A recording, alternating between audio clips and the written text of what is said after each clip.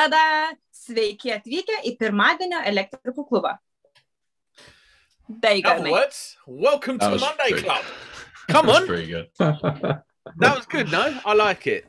So, it's quite Monday, is it? Did we tell the story? Yeah. We'll elaborate. So, Monday, the glue that holds us together, the very fabric of Monday Club, not me, Marco, he actually, he abandoned us last minute, and whilst me, Nick and Kimmy decided to go on by ourselves, it descended into actual chaos, actual lunacy. Yeah. We was telling stories that really couldn't air. So we had to rearrange Monday Club for today. So welcome to Thursday Club. Doesn't quite sound the same. It don't. So let's get started. Who should we ask? Not Kimmy. Nico. Yes, pleasure. Honoured. Yes. Not filming any videos, not being in my unit, because we touched on stuff when we spoke, obviously, on actual Monday. But it's the first time in a very long time I've sort of lost, not touch, but control of my business, because obviously given the ropes over to my other half, to book working for me, to schedule it, all that sort of stuff. From being a free man a couple of months prior, where I could pick and choose the jobs I want, I can have an hour and a half break between, or have Mondays off, all that sort of stuff. Because we have so many ELECTRICans to do for the estate agent, she's been doing what she does best, is booking stuff in, being a really good admin, ringing tenants up, booking everything in, scheduling it. And I've gone from having, let's say, 2 jobs a day, not ELECTRICans, just jobs in general, to having, let's say, an hour break. We'll go Mackey's, or we'll go to wholesalers, or we'll just tidy the van or whatever, to now having, give or take, 15 minutes between jobs just to drive there, do that one to the next one. And there's so much now, because obviously if you give an EICR unsatisfactory, you then obviously have to quote for remedials. And most of the time, 99% of the time, the remedials I quote for, that I will get the jobs. So either fuse boards or sockets or put an RCBO in, and loads of different stuff. I then have to find the time within the 28-day period, which is the grace period of it still being valid, to get this remedial work in. Obviously, if we've already fully booked the entire month, I then have to find space either after hours. I'm losing my weekends now. I'm losing my Mondays. Adam is coming to help me. We've got a board change this Saturday. We've got a board change on Sunday. And then on Monday, which is normally the unit, I'm doing other stuff. And then Tuesday's my birthday. I've got EICRs booked in and some remedials in the afternoon. I've now come to the point where I've become stressed again. I've lost control of my own business because these things have took over. A little bit. I feel like you've made the cardinal mistake. What's that? Although you're probably the best person in the world to be a partner in your business is your wife, but also she, like my wife would be a driving force, and you've lost your balance almost, in terms of, you had a successful business, your balance of work life, I'm have a day off, ponce about in the unit. She's come along, like women do, with efficiency, and gone, what do you mean? You got 3 hours here? I know. Yeah, I see off for you. Yeah, and it is great, the efficiency, and it is the thing is as well, because she always asks me, how many hours do you want for this, what do you want for that, who should I speak to here, and there's a great communication, which is key for us, because you can't not do this without communication. And my issue now is, because she has a deadline with these EICRs, obviously technically all meant to be done by the 1st of April by law. Well, we've had a chat and people have looked into it. So if you've got stuff pre-booked in and stuff's in the diary, and you've got confirmation of an email or a letter or a text that there's stuff been booked in before, then you've still got this grace period. But I've got so many. And if, to be honest with you, if Soph wasn't doing it with me, the amount of, because I'm not giving stuff from the estate agent and say, oh, Nick, you booked in on such and such date, this is free. It was like, here's all the numbers and here's all the addresses. You ring them up, you book them in. And the problem is, you could text 100 customers, 100 tenants, you would get 6 replies. That is it. Yep. So then it's chasing and then it's emails. And we had one guy, listen to this, he didn't have a telephone number or an email address. And we just got sent his address, and it was like, well, what do you want us to do? And he said, oh yeah, he doesn't have a phone because he doesn't believe it. He thinks people are spying on him with the internet and telephones. Awesome. So we had to write him a letter. That's awesome. I bet he's part of his electrics as well. So what's happened is, sorry, Kim, what's happened is you've actually, you couldn't have done this work without your wife doing the admin now. I would have, I would have sacked it off. I would have just said to you straight, I would have started it, trying to continue doing YouTube, trying to continue being work, be a father, all that sort of stuff combined, and then having to make, if I had to ring all these people once, I could have done it. But to chase and rebook and people then scheduling in, because we book people sometimes 5 weeks in advance now, we turn up to jobs, or we had been doing, knocking on the door, weren't there, or knocking on the door, who are you, the electricians? What? They'd either forgotten or they double booked us. So we're now having to text people again 3 days prior for me to turn up to make sure that they're in. And a good half of these people go, oh, sorry, it doesn't work for me. It's like, I'll get the keys from your stages and I'll just let myself in. So you better be in. And I won't. That's something I'm not allowed to. No. But it's been this current present time, I'm stressed, which I haven't been in a long time, just because of the workload. I can get through it. It's just now I can't video anything. I can't continue doing my hobby, which I'm love doing at the moment, is YouTube. Time is suffering with trying to get quotes out for my normal customers, because my normal customers haven't got me anymore for the next 2.5 months. So I'm trying to battle through that and say to people, if you can wait for me, we'll book you in June, sort of thing. And obviously a couple of call outs. We've been going in the afternoon. Adam's gone home, or he's come with me. We've done some bits in the evening, which isn't too bad. It's just obviously I'm concerned. Obviously coming across here, I'm moaning about too much work. Some people don't have any, but I'm taking on a big thing. And like I said last week or Monday to you, it's a goal now. Get this ticked off, get this done, and then I can carry on as normal till another 5 years, and it still happens again. But in 5 years' time, I'm just going to employ someone for a year just to do all this for me. You need to talk about it, Nick. Definitely talk about it, because it's your feelings, your situation. Yeah. It's like listening to myself from 10 years ago, to be honest with you. My wife now runs my business. She kind of came into that role in 2011 because I hated the management and admin side of everything. And I was far too overworked. So she came in and took care of all of that. And in the end, it kind of works itself out. You're going through that phase now where you're kind of learning what the limits of yourself are, and the scheduling on the side of your wife. It's a really, really difficult thing to get right. But over the course of maybe 6 months to a year, you should find, hopefully, that it kind of settles out. Because you really don't want to be working your weekends and all your free time, mate. That's just no good for you. I think we put too much pressure on ourselves in trades all the time. We're always pushing ourselves to try and satisfy customers, keep the money flowing through and pay all our bills and stuff. But at the end of the day, you will burn yourself out and you'll be off work ill. So, get that nipped in the bud while you're recognizing it now. Yeah, this is it. And what I'm trying to say to Adam as well, because Adam is an absolute driving force for me as well. He keeps me going, and we bounce off each other so much, which we've said in so many videos, and people can see that we generally do. I look at him as a very good friend / son. Obviously, he's younger than me, and it's a bit of a weird thing, but I would do anything for him, and he knows that, and he would do for me. My son. No, it's true though. Like my son. Leave him. We've had that many chats about his life or girls or all that sort of stuff, where I could say my adult opinion, even though he looks at me like I'm probably still his age. But it's great. But he's always going, oh yeah, we can do that job, we can do that job. And I'm looking at him like, Adam, just shut up. I don't want to do any more jobs. And I said, yeah, but it's worth X amount. I said, at this present time, I don't care about the money. I just want a day off. And he doesn't get it yet. Do the jobs by himself. Insurance purposes, I would love to say on here, I could trust him 1,000,000,000%. As a spark, as a guy who can go on, he would do everything safely. I just don't trust the house he's in, or a customer, or something. If potentially something goes wrong, you've already got to think worst case of, just in case that happens, I can't be held responsible for going, Adam, go and do the CICR by yourself. How far out is it? How far out? So normally insurance covers up to 5 people, like the standard insurance that you get. But he's an apprentice, a year one apprentice who. Year one. Sure, yeah. Oh yeah. Okay, you can't.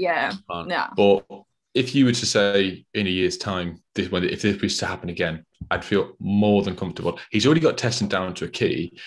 The only thing is, is the iPad. He can fill out all the scheduled test results, everything. It's just the tick boxes. He just doesn't quite understand it. And I did, and obviously I'm giving away the iPad that I said to him he could use on site. We tried it for a bit, and it did work. But the issue we found, we were spending too much time stood together doing this constantly, and it worked for a bit. If we only had, let's say, 40 to do in the month or the 2-month period, we would have been absolutely fine. But the fact we just got to get these off, got to get it ticked, got to get it gone. We both just said, once this is all over, I'll just hand him my iPad on jobs, and you fill it out, and we can just take our time with it. Because the point was pressure learning him, because I don't want to be right. Oh no, you've done it wrong. You know, it just natural progression, really. I like it. So. I like your struggle, Nick. I think you've had it way too easy for way too long. I'm glad you're struggling. I'm glad it's all on top. And I look forward to seeing how you get through it, to be honest with you. Good. I'm glad. Yeah, it's good. It's good to have a little push sometimes, you know, make you come out your comfort zone, and then you end up missing, you know, and appreciating the day off when you finally get it more, because you've gone through this challenge. And like you said, you have a very, very nice problem to have. You've got too much work. What a nice problem to have. It's good. Yeah. You know, while you're in the middle of it, though, Nick, it does feel terrible. I have been there, and while you're drowning, it does. But once you push through that point and you get to that stage where you can maybe take someone else on alongside Adam and grow your business that way, or you can maybe pick and choose the work you're doing around Adam when he is qualified, you will get there, and eventually that'll grow your business if you want it to. That's how mine went. So it's kind of through the years as you bring people through and they become qualified. And then your wife busts everyone's balls to get you working really hard. And eventually, you know, it all comes together in the end. But it is a process you've got to go through. There's no magic switch you can press to just get there.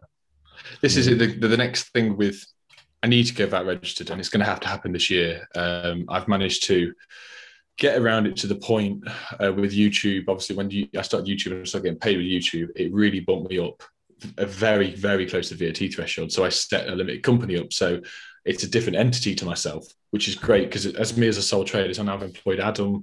Obviously, you get your tax benefits and everything, but overall, as a threshold of what you earn gross, it doesn't matter that half of it or a quarter of it's going to Adam. You still earn over, or earning up to 84 grand or whatever.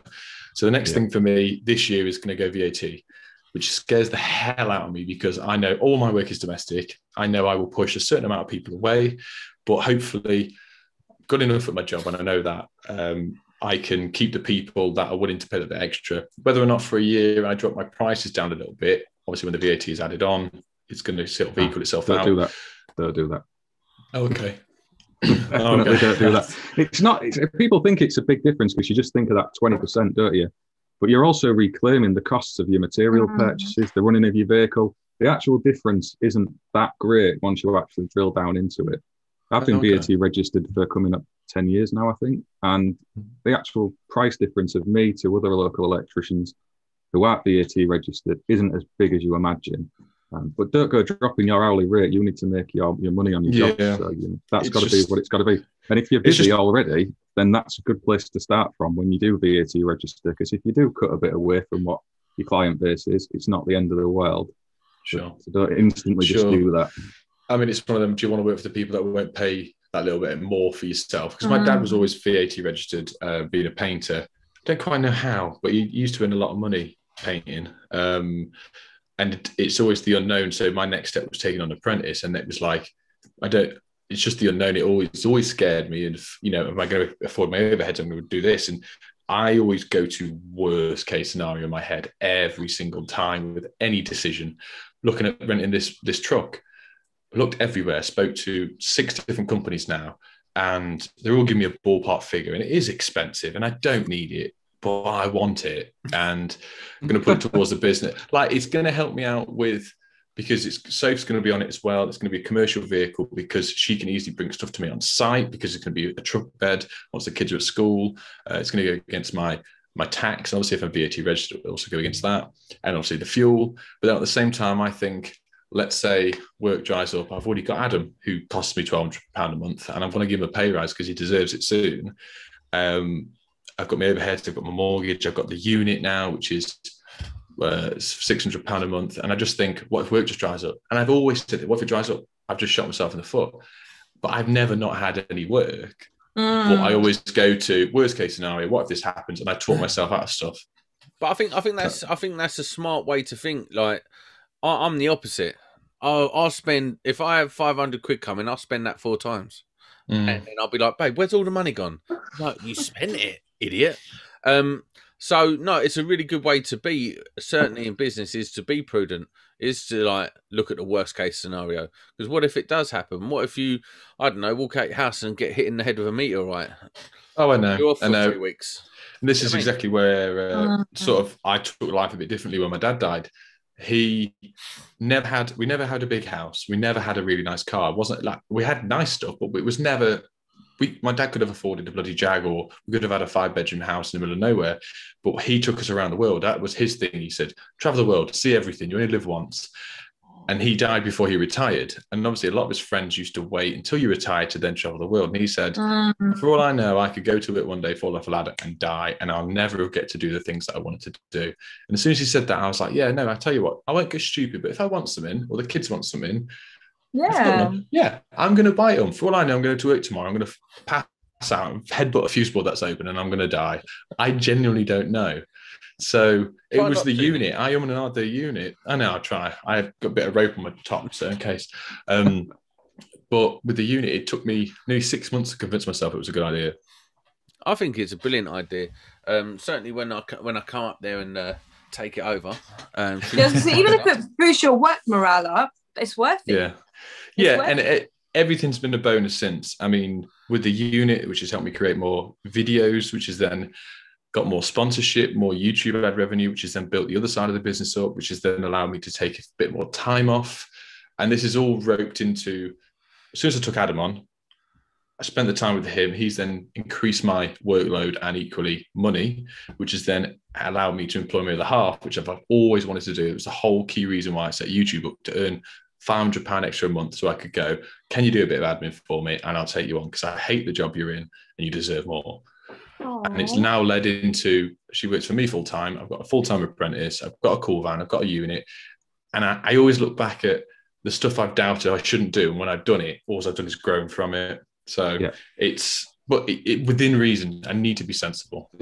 I love this. I love your story. That is a great story. Can I just say something? I love it. When you the catastrophic thinking, it's really easy to do, isn't it? We all do it, even with the day-to-day stuff. If you get a tricky job, you're like, "Christ, if this goes wrong, it'll be an absolute disaster. How am I going to do this?" But then you actually turn up and do it, and it all largely usually goes as it should. Yeah. So kind of pushing away from that. And what if, Nick, what you're doing now turns you into one of the biggest electrical contractors in the Midlands and the biggest YouTube superstar out of all the electrical content providers? What if it goes that way? You know, you've got to have that healthy medium, the balance in it all. Yeah, I think the thing with I always never wanted was to employ people, because this is the thing, worst case, I've never wanted the stress and the hassle of having to find work to pay these people. Because let's say I employed 2 guys who I would treat the same as I treat Adam. I would respect them, they respect me, I'd look after them, I'd get them really nice stuff. And I expect them to do the good work in kind, as in that's your job. I treat you well, you treat me well with the work. But this is the way I would be. Let's say work dried out again. I would make sure their mortgage was paid before mine, because they deserve it for trusting me with a job. And it would then shoot myself in the foot again. And this is it. And I never wanted to employ people because of the hassle. But as soon as I get VAT registered, I think that is logically the next step for me to start venturing out into stuff. Because my friend, Ben, he went to college with me. We passed together. There was only 3 of us over our entire college course that actually did anything with our qualification. He was self-employed to start with, and I was self-employed. We used to cross over on loads of jobs. We absolutely destroyed work. But he never did his paperwork, and eventually he got him employed because he just couldn't. He would happily go to work and not get paid because he could never be bothered to do his certificates or his invoices or his quotes. And he's already said to me at some point, "If you've got a job going, I want one." And he said, I said, "What are you on at the moment?" He said, 37 grand. And I looked at that and was like, I need to make an extra 37 grand a year to employ someone. I bet you do that easy. I bet you do that easy with another competent spark. Yeah, I think that's like right now. Imagine all the EICRs you're doing. That is just extra. So the money you're making from that is extra to what you would regularly have. So if you was to give that to him obviously you're not directly, but as an employee, and then just keep on getting extra jobs. You can easily do that. You can easily do that. And it's just the fear of the unknown. And that Listen, is all I've got it two boils things down to to. say about this. One, this ain't the Nick therapy hour. And two, Kimmy, why are you wearing footballs on your ears? I did ask you for advice if I should wear these or the other ones, and you just ran off, so I just went for these. I said, tell it, yeah, nice. Pat Butcher. It goes with the Pat Butcher look that you told me about. You know, the hair, the tracksuit, and this. Come on.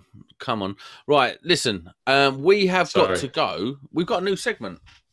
No one knows about this yet, but it drops this week, and it is top tips from SWA. So we got. So we're going to go over to Dan from SWA, who is going to tell us this week's top tip. Hi, it's Dan from SWA, and this week's tech topic is all about product innovation and what it means to you as an installer. Now for SWA, we relate it to our products and how easy are they to work with. From our award-winning earthing nuts to our game-changing storm gland, which you can use on multiple cable types, armoured, unarmoured or control cable.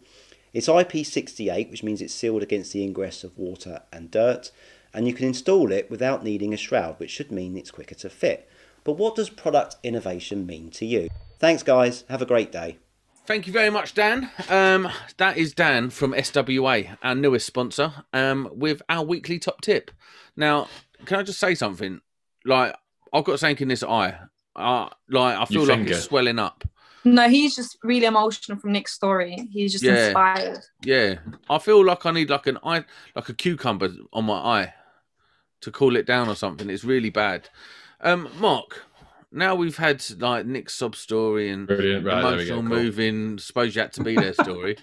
What have you been up to this week? I've had quite a bit going on. I don't know if you'd seen today, but I've posted about a 600 property portfolio that an agent's put into us, which is great. So we're looking after the EICRs and all the maintenance on those. That's fantastic.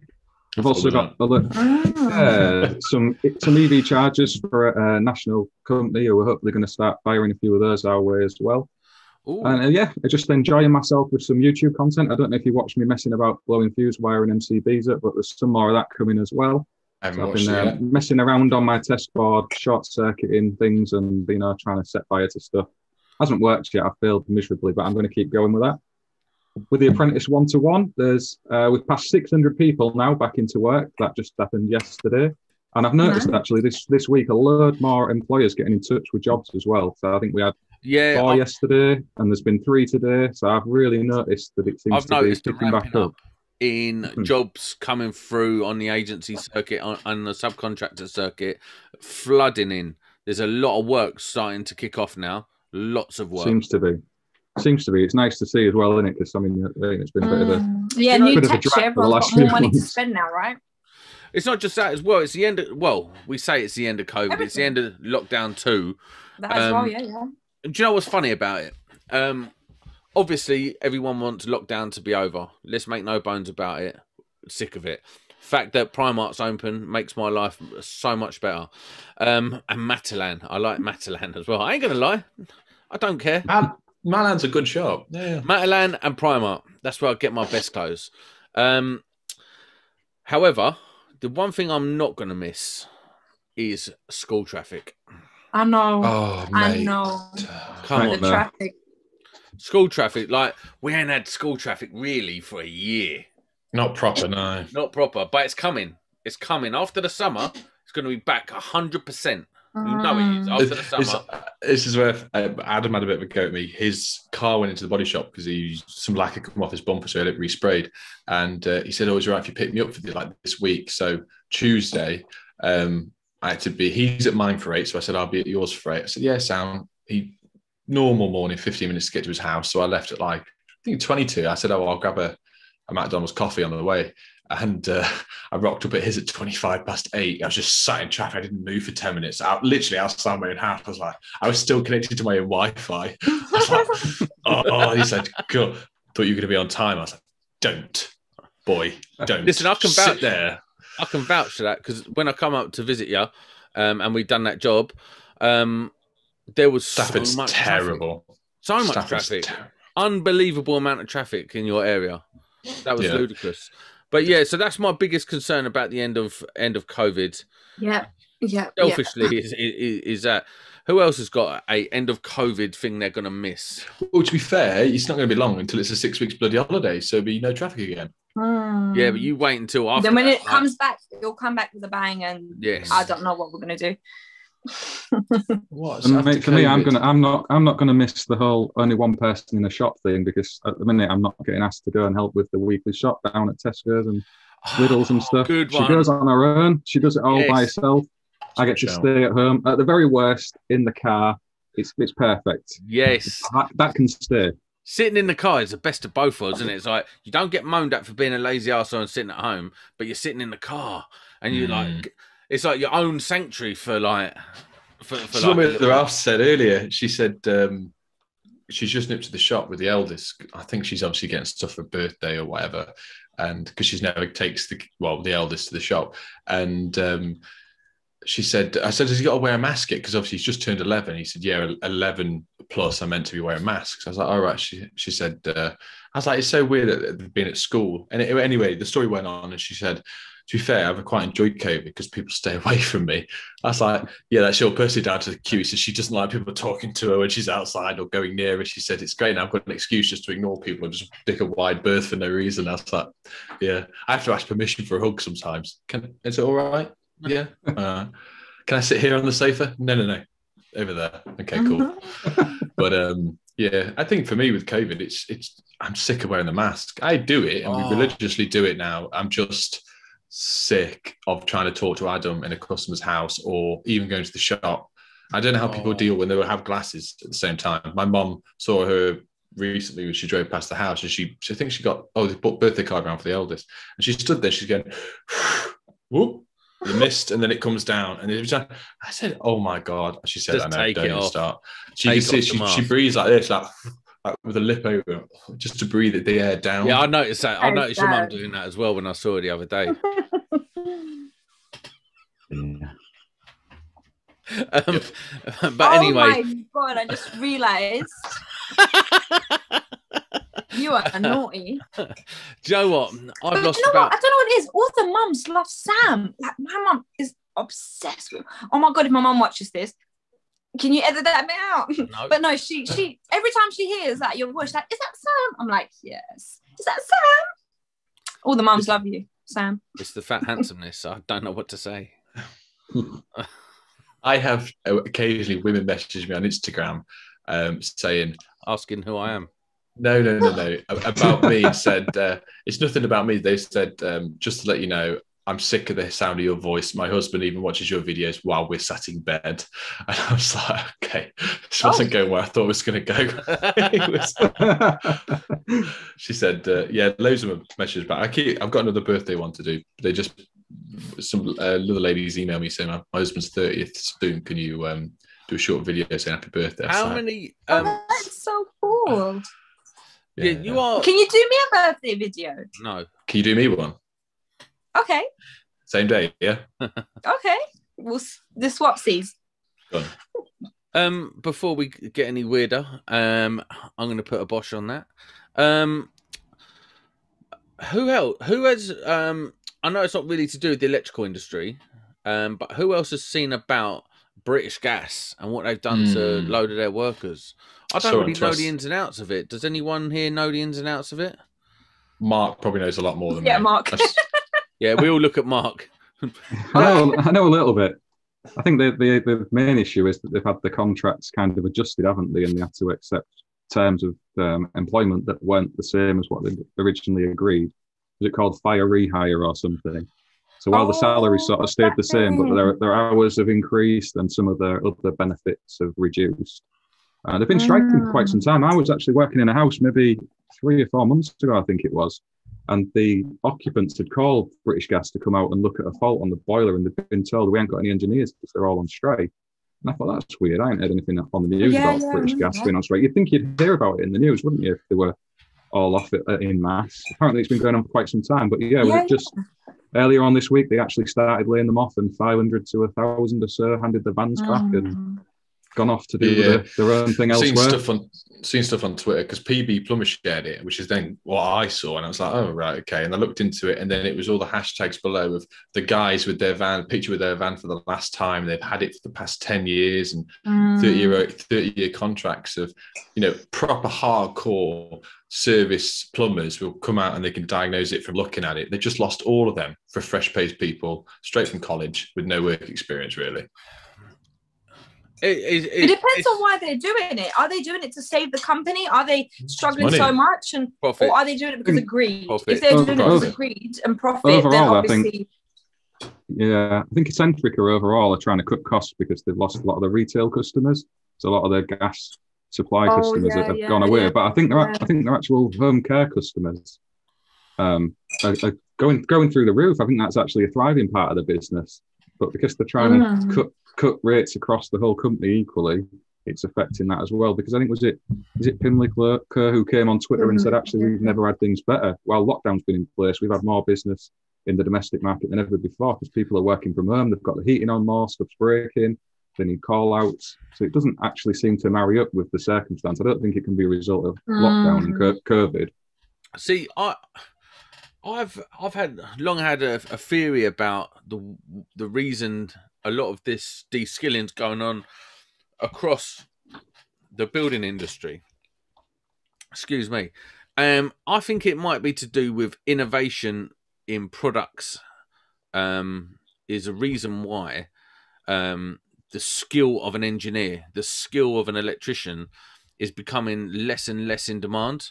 So, only speaking from my side of the coin, I don't really know about gas engineers and stuff like that.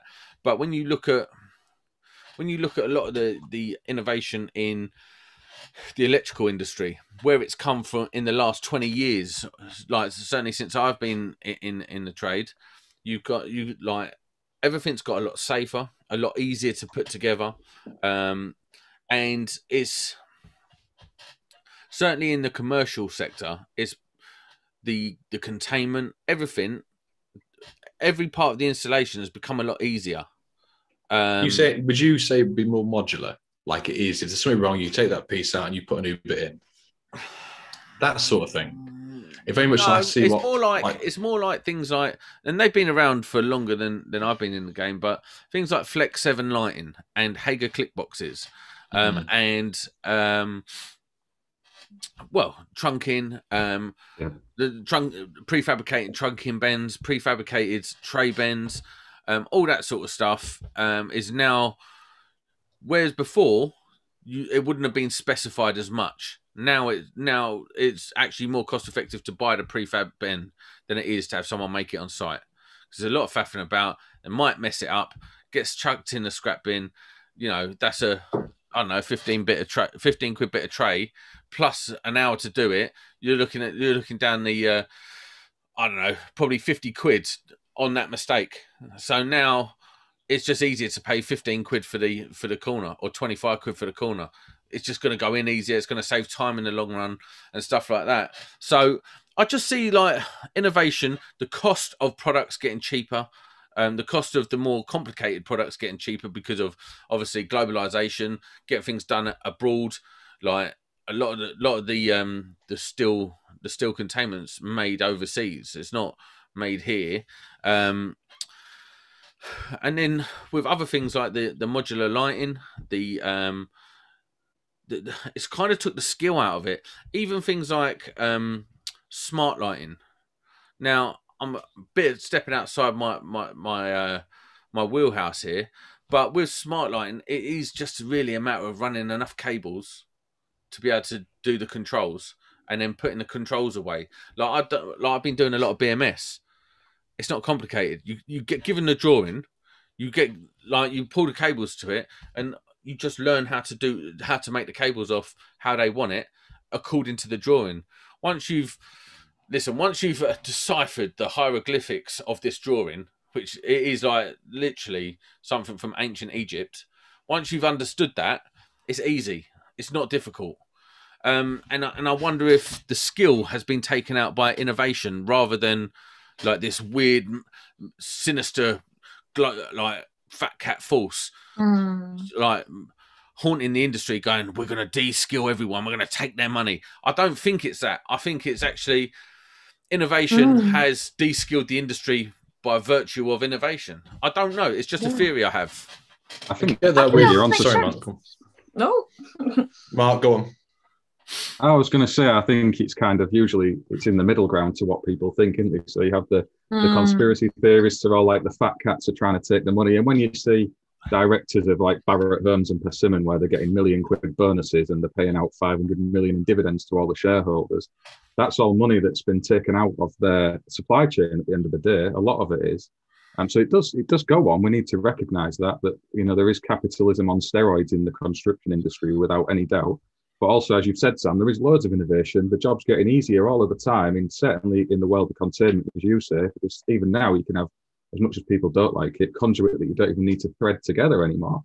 You know, it's all changing and moving. Yeah. So there's this innovation as well that is making the job easier on site, and a lot of these big construction projects will specify it because they know the overall cost of installing that is less than it is to pay somebody to manually make something. As you said. So I think somewhere in the middle to it all is probably the reality of it, that there's no sinister thing going on, but just people get greedy, and innovation is making things easier for us as Sparks and other trades as well. I think you're right. And even when you look at testing, now testing can be a bit of an art to understand the different readings and what the faults could be and stuff like that. But to use a tester now, back in the day, to use a tester was like almost witchcraft, like understanding what done what. But now the testers will walk you through each test. TIS testers, they got a guided walkthrough on each test. Yeah. So like you could give it to me, someone who don't test, and I'll be able to do all the tests. I might not be able to decipher the readings on the same level as someone like you three who do EICRs, but I'll be able to do the test using one of these like.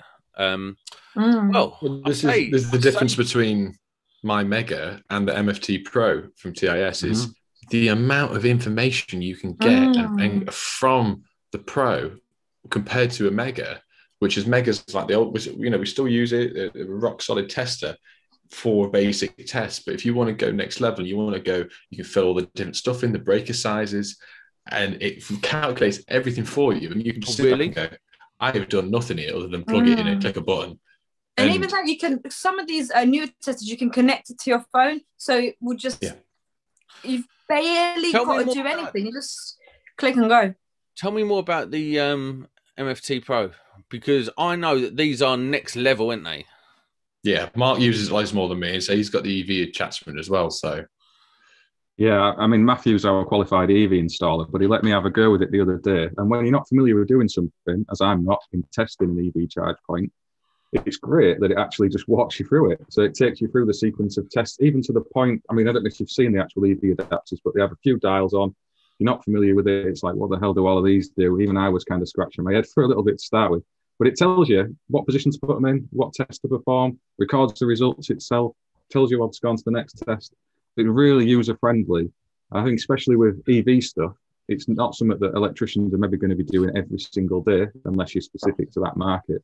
So having that built into the test instrument is brilliant. And even just like Nick said, with normal, regular, everyday testing, you can put your breaker sizes in. It will tell you what the maximum ZS value is for that device. It will record the result. It will highlight if there's an issue in the measurement you recorded. It'll even check volt drop. I'm not quite sure the magic it does to do that, but it will tell you if there's an issue with volt drop on a circuit through measurement, which is really quite cool to be honest. Wow. Yeah, that's what I'm saying. Like, innovation is taking not the skill out of it, but it's taking a lot of the guesswork, a lot of the, so you can be a bit more fresh face and pick up sooner. Whereas before, when like these old boys that have been in the game a long time, they've learnt it the right way, the hard way, the old school way. They don't need to pass that information down anymore because innovation and technology is picking up that slack in the earlier years of your journey as an electrician. I'm not saying it's right or wrong. I'm just identifying something that I've seen in the industry in my short time, innit? I think as well with the de-skilling, you won't really see it in the domestic area as much because the stuff that's getting better is making, let's say, our life, let's say the smart switching. In theory, you still got to do the same thing. You've got to run a power supply to it. Then you've got to program the thing. You've got to do the switching. You've got to have iStation switch. You've got to correct breaker. Like, in theory, it's all the same, except for maybe not doing a switch drop. You're running it now to a hub, which is then controlled off your phone or a remote. The problem is that the more stuff we have like that, the more stuff is there to go wrong. We've not got solid core cables in the wall that you can go, I can test this now. There's a broken connection because I'm doing this.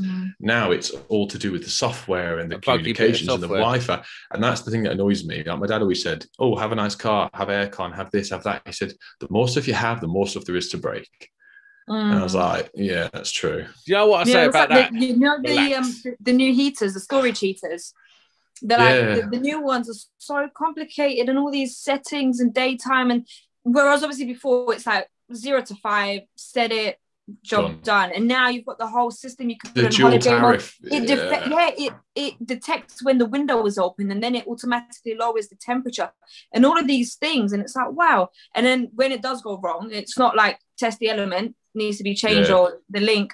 It's more like a software and a programming issue than anything else. Got to get on technical support and spend an hour on the phone to them, and then just like, and then normally back in Germany as well, or whatever they are for Dimplex. But in time, you will be able to. In time, that will be an app that you can go into all them settings on an app, and that's what I'm saying. Innovation will pick up that slack. Yeah, we're talking elite level now. But have you seen Rich Heppel and the Art of Smart stuff and the aftercare support they do? So if their customers have a problem, he can be straight on his laptop or his phone or whatever other wizardry he does and fixes it without even going to site. I mean, I'd love to have a system like that in my house. He's got blinds opening up as the sun rises. They've got certain moods set for when they put a TV on a particular channel. It's incredible, to see the detail of what you can achieve in a proper smart home. So I think we need to distinguish a bit between that and some of these, cheaper alternatives to get a bit of smart tech into one's house. Listen, there's levels to the game, like, and Art of Smart is like the Rolls Royce level. Like, when you think about it, I'm talking more about the stuff that Nick will be putting in. Your nice. Yeah, well, this is the thing. I have a very similar technical thing. When the customer rings me and gets my fusible chip, I'll go, right, FaceTime me and flick that one up. Cool. Yeah, it works. Right, don't bother me again. Cool. Because I can't be asked to get in my work clothes, drive the other side of town or to another village for a call-out fee. I'd rather not charge them, tell them how to just fix it quickly and not have to leave the house. I've done that so many times. And it's when the time they go, no, Nick, it keeps just falling down. And they're like, you can see my face just go, right. Okay. Have you unplugged everything? Yeah. And then you get there and the freezer's still plugged in. Oh, we forgot that was plugged in. Brilliant. Yeah. Let's unplug that. Oh, look, the breaker goes back up. Yeah. That's trying to use tech and be innovative, isn't it? I saw that on Twitter, actually. I don't know if any of you guys do this. It was news to me. But someone had used their iPhone to sit looking at the multifunction tester at a consumer unit, connected it to his watch and gone with a wander lead doing R2 testing, looking at the MFT on his watch while he did it. I thought that was a genius idea because it saves carrying the tester around. For a list guy like me, brilliant. Yeah. Innovation. Talking about innovation, I want to just quickly gloss over this. This isn't a paid promotion, but I got sent a set of these. Nick, I know you use these, mate. Game changer. Adam's got the same. He's got his proving unit, and what scared me and him at the same time, even though I knew it did it, is when it vibrates when you use it. I know, right? It vibrates. It's got a torch on it. It's got a torch on it. Wait, what function is the vibration for? Like, what is that indicating? Just that this voltage is the beep. Oh, it's a pucker bit of kit, and it's so well made. Now, I've historically been a fluke guy, and I was a bit. But look at it, it's sexy. It is sexy, mate. It is sexy. It feels nice. It's got, and here's a thing that not a lot of people know. That is. I don't know. I don't know if you've done it, but I've definitely done it where I've touched the probe whilst trying to touch a live. Got myself a little shock. Not condoning it, not being proud of it, but I've done it. I've ended up touching. I've never touched the probe. I've ended up touching the probes together. Yeah, look at it. As soon as you touch your finger on it, it hurts. You touch the probes together, you need to get a new tester. The other thing is as well, they're not super sharp either. I don't know about you, but I've put my hand in my bag before. I've stabbed myself in the leg so many times. Yeah. My God. I'm like, why do you need to make them so sharp? Like, what is that about? I don't understand that. But I tell you what else it does. They look like fat probes, but actually, you can screw them off and have the little probes again. It's, mate, honestly, there's so much functionality on there. It's got RCD test on there. It's honestly, and the removable lead in case it ever gets damaged. You buy a new lead, it plugs out, plugs straight back in. That's a feature in itself. Bosh. Because the even cables the red ones, lead screws off, doesn't it? Yeah, all the continuity tests I've ever had, I always end up damaging the lead entering the bottom of the tester, and as soon as that's done, it's a new one. Mate, these are, and I've got a little surprise for Kimmy. One of these will be arriving on your doorstep for your birthday. Ooh. Courtesy of Steve Hayes at TIS. I told him. Wow. Thank you, Steve. Thank you, TIS. Thank you, Sam. Some old beat up tester from 19 Martindale. They don't sell them. They stopped selling them years ago. Yeah, so I can tell. We upgraded you, bro. Don't worry, we got you. What else, Mark? Can I just mention about, we all watched David Savory's video. I think we all watched it, about Harvey Tyrrell and the electricians working in that pub where he suffered an electric shock and died. Yeah, they've just been sentenced. Yeah, Davo did a video on it. I think we've spoken about it before on Monday Club. Yeah. Unfortunately, the young lad died after an accident with an electrical light fitting in the pub beer garden. Anyway, they've been sentenced today, and one of them got 9 years, and one of them got 12 months. So, I mean, we were talking about the punishment for people who've been working with electricity unsafely, and we've seen it there today. That's the sentence. So I just thought I'd mention that because we had covered it on Monday Club before. Wow, a 9-year sentence. Yeah, that was for the pub landlord, I believe. I think the electrician got 12 months. Wow. But this shows both electricians, supposedly. And we've mentioned this before, and I think even before me with you and Rick, Sam, of having almost a passport to be an electrician. Like, you've got a driver license with your qualifications on it, and each job, and I even think this, you should not be able to buy a fuse board or consumer unit. It has to be linked to your name and your serial code. The people can't buy willy-nilly off the internet or Screwfix or anything. The board you put in then gets registered your name. It then has a certificate attached to it, and the building just like how the gas engineers do it. Every single boiler's got the reg number. They put it in with their gas safe thing and links it up. And I really think that should be a thing in the future. It will stop a lot of cowboys. It will stop a lot of people dying from it or getting shocks or getting injured. And obviously, then if you get caught doing bad workmanship, you get a strike against your driver license as much, or your electrician's card. You get too many of them, you get it taken off you. You then get caught doing electrical work without being either registered or with this passport or driver license. You would then get a hefty fine or even face jail time, because it's only ever going to save people's lives. The good sparks would agree with me and would go, yeah, I'll do this. I've got nothing to hide. It's only the bad ones or the cowboys that would qualm with this. Do you know what? It's actually illegal. If you're on a site and there's a bit of scaffold in your way, even if it's just a bit that's not non-structure or doesn't contribute to the structural integrity of the scaffolding, even if it's a bit that hangs over that much and you cut that much off, legal. By law, you're not allowed to touch it. You have to be a competent person to touch that scaffolding. You cannot touch it. You cannot adapt scaffolding by law. Criminal offence. Didn't know that. That's new to me. Do you know what? Don't listen to me. I'm pretty sure that's what I've been told on site. He's checking. Pull it up, Jamie. It's an interesting one with electrical stuff, isn't it? I think, you made a lot of great points, Nick. I wouldn't have any qualms with signing up to something like that. And I think, like you say, most electricians wouldn't be bothered with doing it. I did see a few debates popping up around PRS with some people saying how it's a waste of time and it's not had any effect, and it's just kind of resulted in these phantom EICRs that we all know go on. So, I mean, it's was that PRS? Yeah, the private rental sector. Go on, Sam. Oh. It is an offence for anyone to erect, modify or dismantle scaffold.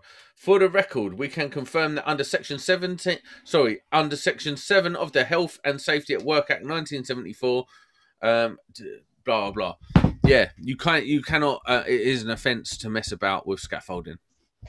Why have you said that? Why have I said that? Because it relates to the fact that it should be an offence to mess about with a fuse board. Right. Okay. I just wanted to get the connection in there. Yeah. No, it's true though. Yeah. No, if something as oh, you know what? Wait, can I quickly add something before I forget? I did see one guy on Instagram. I totally forgot his name. He bought these little serial number seal things, warranty things from eBay or Amazon or whatever, and he sticks them onto the cover of the fuse box, so that if it's removed, the seal is broken and then the warranty is gone. So if anybody does mess with the inside of the fuse box, he voids it. And I just thought that's incredible. Yeah, I saw that CJR did it originally. He bought some and it was a great idea, but I know I'd stick it on and go, shit, I need to do something else, and then take it off and I know I'd do it. Yeah. But I just thought it's quite a good idea though to make sure that people don't mess around, because sometimes you get tenants who are like, oh, you know, I've done electrical stuff like 10 years ago, I'll put in a light, and then decide to take off the cover and mess around with it, and then they call you up that it doesn't work, and you're like, I can see you messed around, but you've got no proof. So something like that would be quite good. Do you know what's funny is like when you ask a customer, have you touched this in any way, shape, or form, and they go, no, no, but I can see you have. Stop lying. I know. Do you know what? I had a call out like that once. It was 3 o'clock in the morning. I got there, and the husband goes, the lights don't work. Nothing works in the house anymore. So I said to him, okay, I'm fault finding. And then I said, have you touched anything? He's like, no. But half the switches were missing. So then I asked his wife, and she's like, yeah, he was doing DIY today, changing all the switches over. I was like, really? And then he's like, oh yeah, maybe I did. And I thought, really? And yeah, he just messed everything up, and all the cables were touching. It was just terrible. I have exactly the same thing constantly, but not so much switches. It's most of the time I'll get a phone call from a woman going, my husband convinced me he could change the light and he couldn't. Or we would get the occasion one or two where they would try and put it back up, ring me up and say, lights will stop working, same thing. And you'd go down there, the light just light won't turn off, don't know what's wrong. And then me going, oh, maybe it's the switch is broken, we'll check the switch. Yeah. And obviously he's just jumped all the bloody lives together. Yeah, or it's always this, like, he doesn't realise that the neutral of the switch line isn't really a neutral. Yeah. They end up putting it in with the neutrals. And I just say to him, and it has happened a handful of times, oh, have you touched this light? And his wife's in the background there going like this. I think, well, you have, otherwise this light would have never, ever have turned off. Worked. Yeah. And you're like, no, generally, no, we haven't touched it, honest. And you can see him, I said, you know, you're not allowed to touch electrics. And I'll start like putting it, you know, it is an offence to do this, like joking around until they go, oh no, my husband was doing this a few days ago. You fuck off, it was still warm. I could still touch it. It was like where his fingers were earlier. And I just said, it's fine, I'll fix it. But then you fix it, you go, well, there's your call out fee. You know, it would have been cheaper for me to change the light than it would have been to get me out now to fix it and then light to my face. You know what? I'm so glad that Mark's come back. I know, it's like a whole different vibe. I know. It's such a more chill. So you don't even need to say anything. You just sit there and just watch over. Just sit there and go, now then. Now then. Listen, for people that don't know what that's about, if you phone Mark in the daytime or any time, he will answer and he go, now then, Sam. Or I pre-warned Adam. I went to ring you the other day, and he unfortunately Mark didn't answer or ring me back. But I said to Adam, Mark will say this, and he was like, why would he say that? I said, because he's from up north. That's what they say. He said, now then, and he was like, what are you saying? I said, now then. He says, why would you say that? Why don't you say hello? I said, that's what he says. And he didn't answer. I was like, oh, Adam just thinks I'm lying. Because he went on Jim Will Fix It when he was younger, and that's it. Yeah, thanks. Jimmy Savile used to say that. Nick, did he? There used to be a program called Jim Will Fix It. Yeah. He used to write letters in as kids, and he used to like get. And Jimmy Savile's thing was now then. Oh, is he from Yorkshire? No, he's Leeds. Scarborough. I think he was born in Leeds, wasn't he? But he lived in Scarborough. Anyway, before this takes a dark turn, let's. I'm glad I'm quite young and I never got to watch any of these. Yeah, same. They didn't have that in Lithuania, did they? I've been here for quite a while, 16 years now. So how old are you, Kimmy? So I'm going to be 25 actually next week. Tuesday. I'm going to be 25. So see, the thing is... So do you remember the Soviet Union? No. I literally was born 2 years after we got released from their captivity in communist times. I was actually just making a bad joke and I didn't know. Wasn't funny. Me and Marcus sat there and discussed again as usual. There we go. So, should have ended this 5 minutes ago. Just insulted an entire continent. But yeah, I can't wait until I get to go on holiday and work with all the electricians out there, because there's a little Instagram community as well for the Lithuanian electricians. I got in with them and yeah. Do you know what? I used to work with a Lithuanian electrician. Shout out to Aldis. Yes, Aldis. I used to call him Arnold, and if I phone him up, I always go, and yeah, Aldis. That's an Arnold Schwarzenegger impression. Yeah, it's an Arnold thing. No, big shout out to Aldis. We worked at Mayday Hospital for a while until I got sacked for probably fighting stupid fighting people at the hospital. Are you all right, Sam? Well, I was actually in the mental institute there. Did you say fighting or biting? Fighting. You said I was biting people. Oh, cool. Oh yeah, they keep taking your tools and that. Oh yeah, do you know what? Drink your blood. It's pretty good. Yeah. You know. But you know what? What I was doing this week, I'll tell you. So this week I've done not much as always, right? However, I said that this week I'm going to prepare to go back into work next week. And it's funny, today I got a few phone calls offering me the exact work that I wanted to do from random people that got my phone numbers from places that I don't recognize. At first I thought it was Sam pranking me because it was from a private number, and they literally offered me the dream jobs that I wanted to do. And I was like, where'd you get my number from? And I was being quite rude to him because I genuinely thought it was Sam playing a prank. And he's like, oh, well, I heard you've got a female electrician working for the company. And I was like, yes, we do. And they offered me quite a very good deal. And then I had another call and then another call, and it was just weird. It was all in one day. So yeah, I'm all quite lined up, ready to go back into work next week. That's great. The week after, yes, I'm excited. Sam, we wouldn't put it past you, mate. Don't be shocked, because this is something exactly you would do just to annoy someone. Yeah, so just sit there and to worry about. I'm worrying about this 600 property estate agent's job now. Do you know what? Yesterday, I phoned Kimmy for chat. It was because no one ever answers. So he calls me last. He's like, "Oh, I've called everybody. Nobody answers." And he'll speak to me for 2 minutes, and as soon as somebody else calls back, he'll be like, "Gotta go now. Somebody else called me." And he does that to me all the time. Yeah, rude. That sounds like Sam. The other day, I phoned her. It's 2:00 in the afternoon. I was like, "What are you doing?" She's like, "Oh, just." I was like, "What is it? What are you doing?" And she's like, "I just woke up. I was having a nap." I'm like, "You." I know. He'll call me at 7:00 in the evening. I'll be like, "I just woke up from a nap." Anytime you call me, I just woke up from a nap. Jesus. Jeez. I know. You know what I mean? Like, I've just crawled out of a hole or whatever, like working my socks off, and no, you haven't. Do you know what?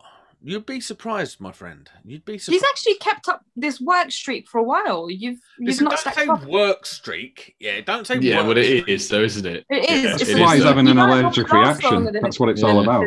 Yeah. Listen, there's definitely something going on with this eye. Like, tell the truth. I bet someone, definitely. You know what, I'm not even going to go there. Oh, do you know what? Talking of swollen eyes, this isn't from my newest venture. I am back boxing. Oh, yeah. Good lad. I mean, I've had 2 sessions now. Yes. 2 sessions. Oh, sorry. I thought you meant like back boxes and you're doing something with back boxes. I didn't realise you're taking it non-electric. Put him in his eye. Yeah, putting them in my eye. You lunatic. No, I'm back boxing. I've got a boxing trainer. I'm just taking it very easy because I'm fat as the day is long. So I'm so sore. It like when I was doing the older, I was doing a couple of rounds of pad work and stuff like that. I sound like I'm hard. I'm not. I actually hurt my hand because I'm so soft. I was doing some pad work, and like, let's be fair, they were 20-second pad rounds. That's a long time when you're unfit, and I know that. I've done 8 of them, and I was like, oh yeah, I was so exhausted. Anyway, he goes, right, we're going to do some, we're going to do a few weights, and I'm like, I used to do weights, you know, I used to do weights, and I'm doing it. I'm like, this isn't that hard, mate. Mate, my lats, everything. I'm like this today, like so sore. The thing is though, right? I don't know if you've ever been to a boxing gym or anything like that. I was a bit nervous when I went because I phoned up the guy. I've looked him up online. I'm like, oh, he looks like a bit of a brute. Anyway, it's just a thing. I don't know. I get it. I get a little bit nervous anyway. So I'm outside the gym and I'm like, oh, we've got to do this. We've got to do this. Because I don't know what to expect. I don't know if he's going to say, right, get in the ring. We're going to have a couple of rounds. Or he's going to be cool. Anyway, I get in there and he's so big and handsome. I've got a man crush. I wasn't there. No, honestly, it makes you look like a turd with eyes. Magic. He's just so big and handsome. I was like, this guy, man. I didn't even want to stand next to him. He made me feel bad about my life. And, and he's all walking around like this. Yeah, all right, mate. Need you to jump on that. And I'm like, do you know what? I feel like I'm actually lactating. Like, it's just so manly. That is a thought I did not need in my mind tonight. Jesus, it's just so manly. I felt like my testosterone had just oozed out my body. I was like, this is just not okay, man. And yeah, as it went on, no, it's imagine I spoke about men like that. That would be an outrage, right? Yeah, but it's okay for Sam to do it. Anyways, you carry on. Yeah, but if I'm talking about women with the same regard, it would be an outrage. But I'm talking about another man. I'm obviously a straight, white, fat man. Well, if who you lives was with his wife, all over the place with your testosterone. Listen, this guy was just like, I was just like, so I looked him up online when I got home. I was like, hey, have you seen this geezer? Have you seen this geezer? Anyway, do you know what? He was referred to as the Beckham of boxing in his heyday. And I was just like, bloody hell. Anyway, so yeah, I'm training now. Now gyms are open. I'm next week. I'm doing the boxing. I've hurt my hand already just punching pads because I punched so hard that I've hurt my hand. But no, I haven't. I had it when I tried. I haven't. When I started doing boxing, only literally two or three rests. Listen. Relax. Shut up. The first couple of times, but obviously the heavy bag, I've never punched one before, so I was a bit light, and then you get a bit harder, don't you? Think, oh yeah, I'll give it. I just punched it, my wrist just went on that. I was like, oh my god! So I've got them floppy wrists. And as soon as I did it, and I didn't realise as well, when you punch it, the middles of my knuckles swelled up, even though I had gloves on. But obviously I was hitting it, and then I did that to my wrist. I was like, well, I'm walking around like this. So I was like, I can't do it again. Do you know what? I'm such a middle-aged fat man. The first thing I did was I got home. I ordered a gum shield.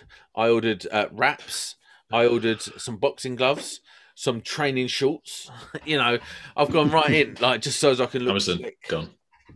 It's true though. And I'll go in there, and you know what? I'm just gonna move around the gym, lose a few pounds, and feel better about myself. Because ultimately, that's what it's about. We've tried everything. Now I'm putting it in the hands of a professional. A good lucky one. I know. That'll motivate you a bit extra, innit? Do you know what it is? It's like when it just makes you feel bad about yourself when you stand next to someone so handsome. I felt like that, you know, when I did the Bosch. I've never felt that before. I'm like the most beautiful person on this planet. And you know the Bosch carbine thing, the multi-tool blade. Yeah. And I was stood there, and I was turned up, and then the guy Ben turned up, and I looked at him, I thought, "Don't tell me I was next to him." And she went, "Oh yeah, that's sorry, his name's Adam." He said, "Oh yeah, that's Adam. He's the presenter." And he stood eye to eye with me. He was the same height as me, nice beard, really cool hair, nice deep voice. And I was like, "Oh great, I look fat now. Thanks, mate." And it was exactly the same. I was like, "Oh wow." But you know, at least we're out there doing it, man. Got to be out there doing it. That is the moral of today's Monday Club. Get out there, do it. Lockdown's over. Let's enjoy the summer. Fat boy summer, here we come. I thought you were going to go, and we're out. No. Monday Club. We're out. We're out. It's good.